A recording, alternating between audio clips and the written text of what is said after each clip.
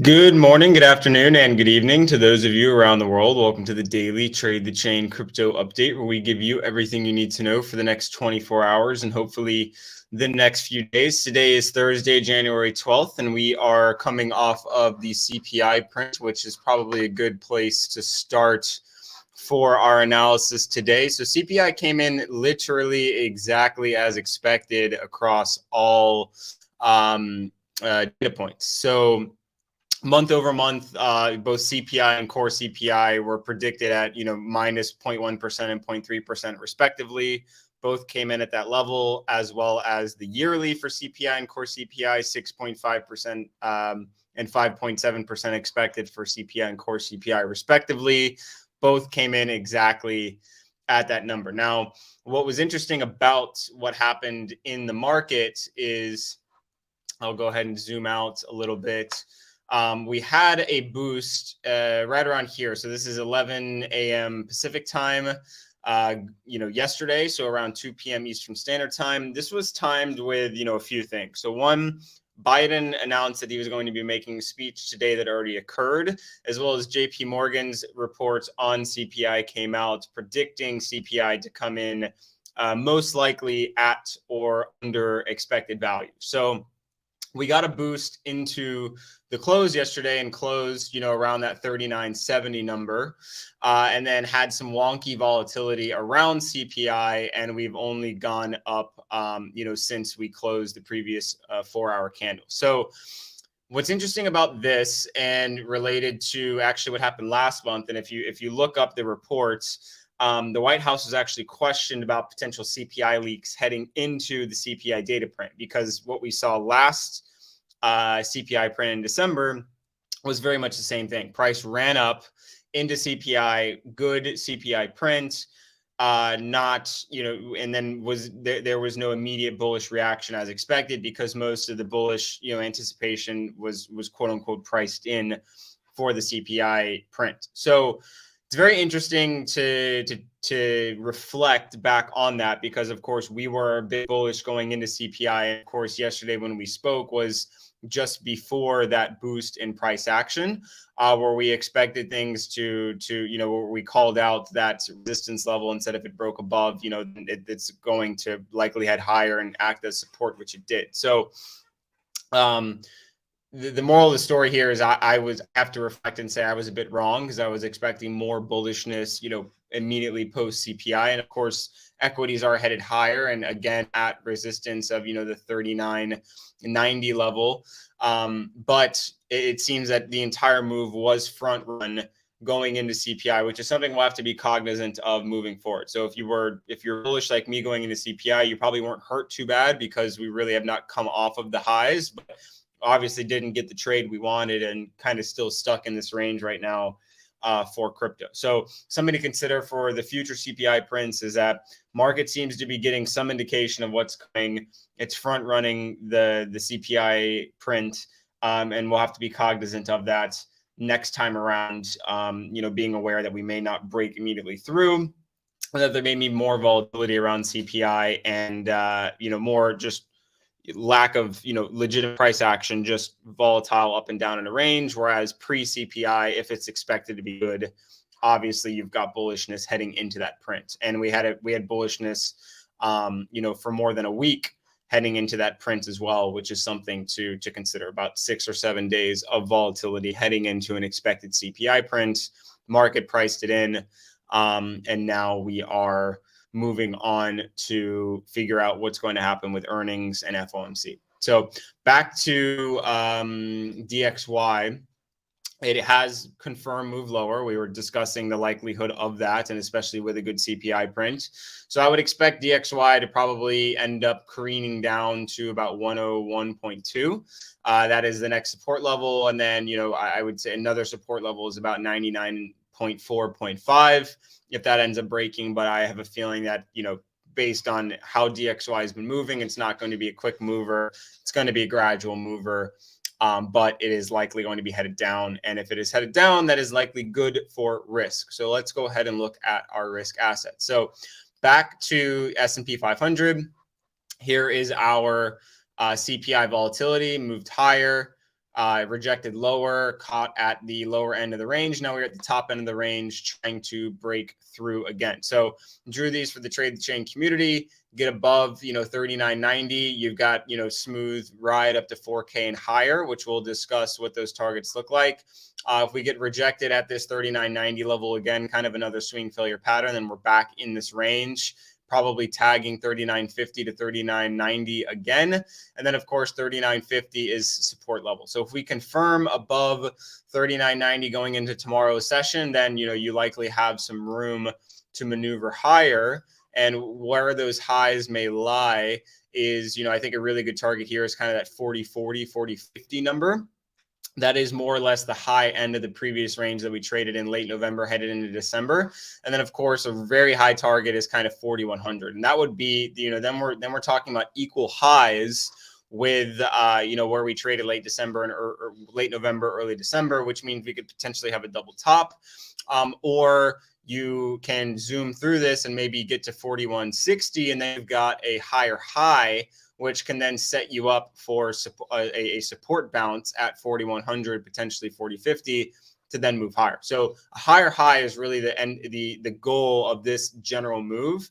41.60 sets you up for a very good or very likely continuation trade if we can get up there. So step one, confirm above 39.90. Step two, get to 40.50.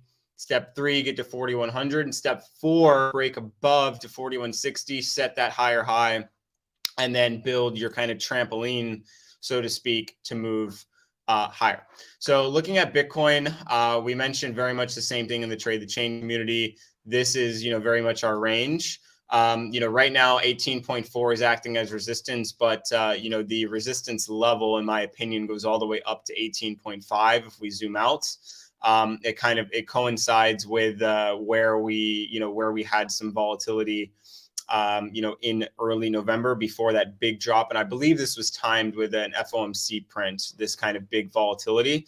So we've got a kind of a large gap here for Bitcoin. So that's why I have 18.5 drawn out more so than 18.4. 18.4 obviously coincides with the previous high of mid-December, but 18.5 is really that final resistance level before we have a large gap in price action. Remember, ETH closed that gap, or more or less has closed that gap. We'll discuss that in a second. We've talked about it multiple times on stream.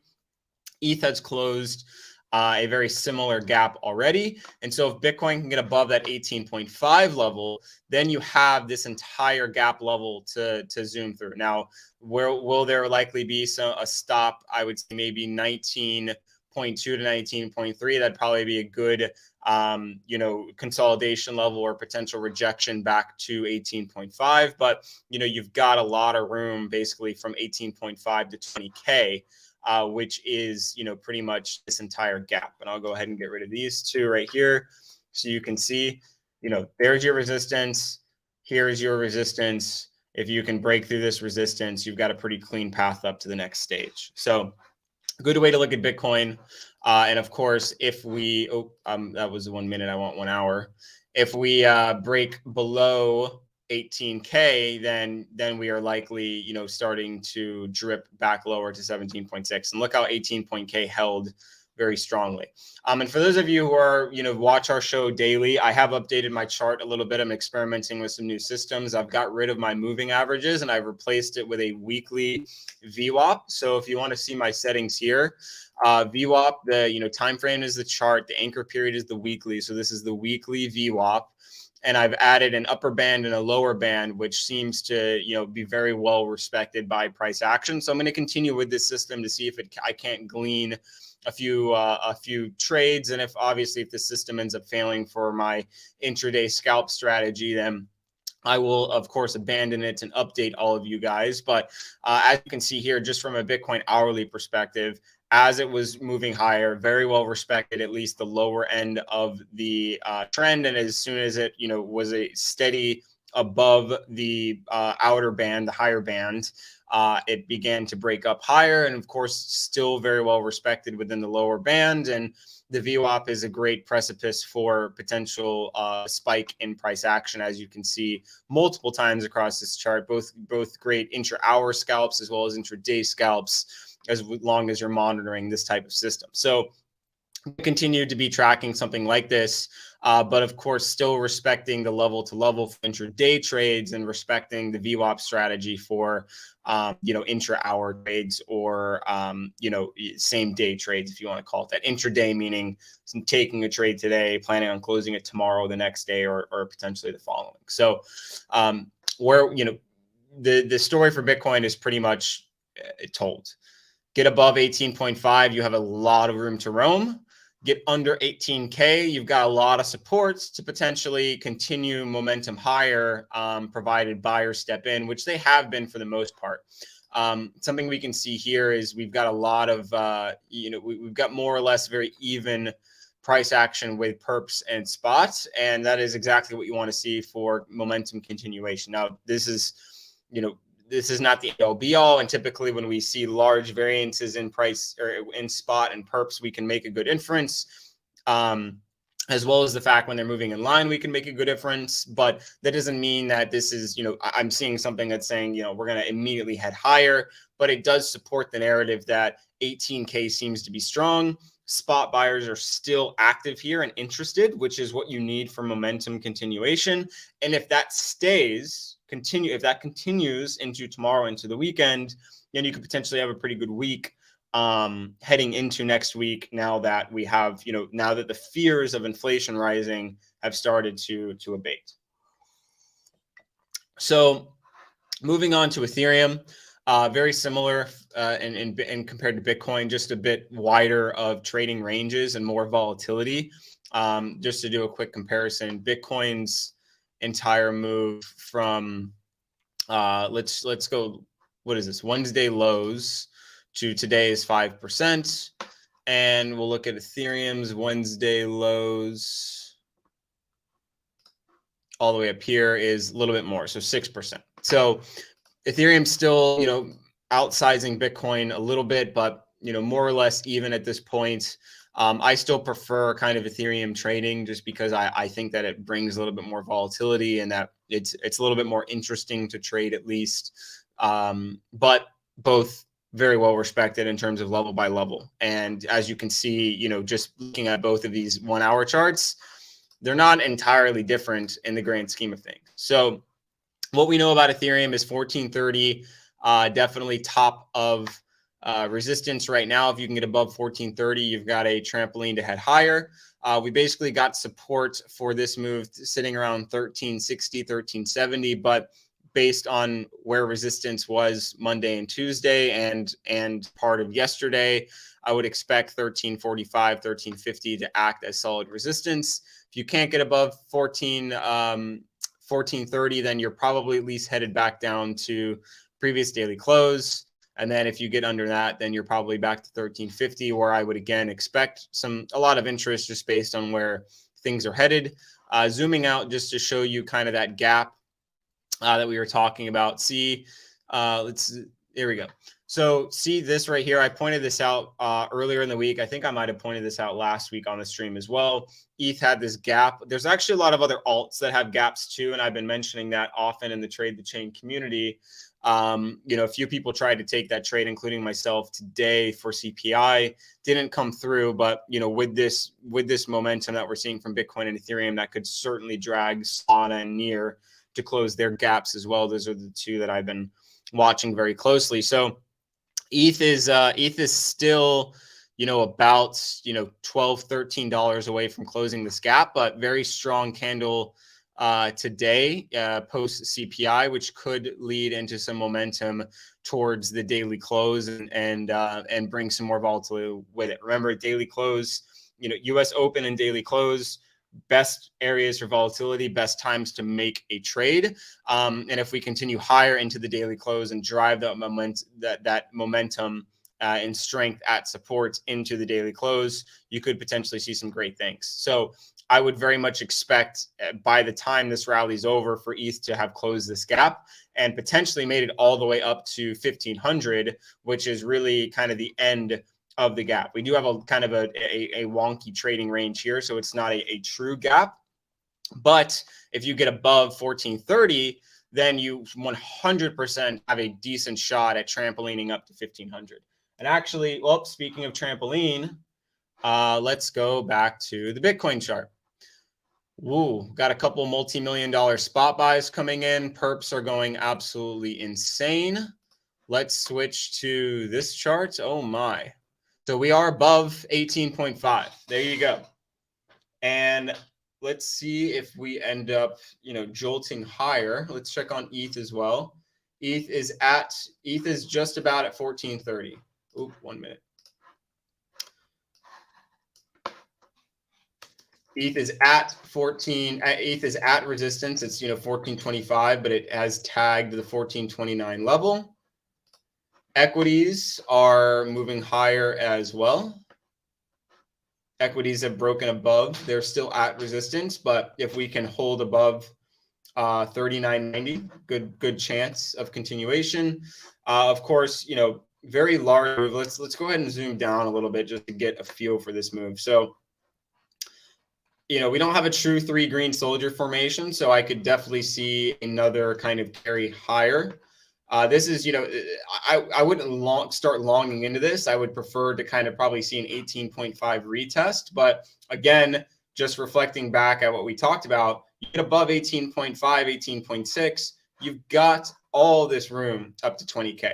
And that's very important to consider on a level-to-level trading theory. Is we're above that level now. So longing into this, probably not the best decision in the entire world, but if we confirm above 18.5, you've got a great and fantastic chance. So another thing to consider, and maybe I'll probably bring this chart up tomorrow based on what kind of price action comes today, but based on current CPI levels, FOMC, the Fed may not have to hike much higher. I think the predicted level for how CPI has been coming down right now is a federal funds rate around 4%, and we're at 4.75% for the federal funds rate. And the Fed is already talking about 25 basis point increase. If things continue, I'm not exactly gonna make the prediction that they're not going to increase at all. That could certainly happen, but oh my gosh, we're at 18.8 now. Holy moly me. I'm not going to make the prediction that the Fed is going to not do anything next meeting, because I still think that they're likely to take action. But after this meeting, I think that they're really going to think hard about a pause and about, what action they're going to take in the future. Because if they continue hiking, they may overshoot the 2% inflation goal, and then we have lower than needed inflation rather than higher than needed, and deflate. We don't need to get into any long-term deflation conversation in U.S. markets and what that means. Pray to God that doesn't happen, but it's something to consider, because if the Fed overshoots their goals, then it could end up still being a negative for the economy, even though they did what they did to help the economy. So we'll discuss this a little bit more in depth. I think everybody should just digest, positive CPI. Everybody, the economy, the Fed, everyone is kind of on the right track right now. We need to see that data continuing. Tentatively, things look positive in the market. I would not be looking for shorts until we really hit those peak levels, 20K Bitcoin, potentially as high as 20K Bitcoin, potentially as high as 1,500 ETH. Could we certainly get higher? Definitely. But we're playing it level by level now. We're extremely overbought. The market will eventually get some sort of signal other than CPI, and it's better to be patient and not overextend yourself. But obviously, if you are purchasing long-term here, it's not the worst entry in the world based on how the world is turning and where CPI and unemployment are currently. So we know our levels. We're zooming through our levels. I hope that I've been able to help you guys make some money. I apologize that I was a bit wrong on CPI, but the bull is back and our levels have been playing to perfection. We've been bouncing at support. We've been pausing at resistance, and we seem to be headed higher as long as Jerome Powell does not come out and bring the hawk hammer, meaning higher interest rate increases, higher for longer, not satisfied with the current data. Those three kind of buckets would be shockers to the market. And absent those, the market should be a little bit euphoric. heading into the weekend. So good luck. Happy trading. Speak to everybody tomorrow.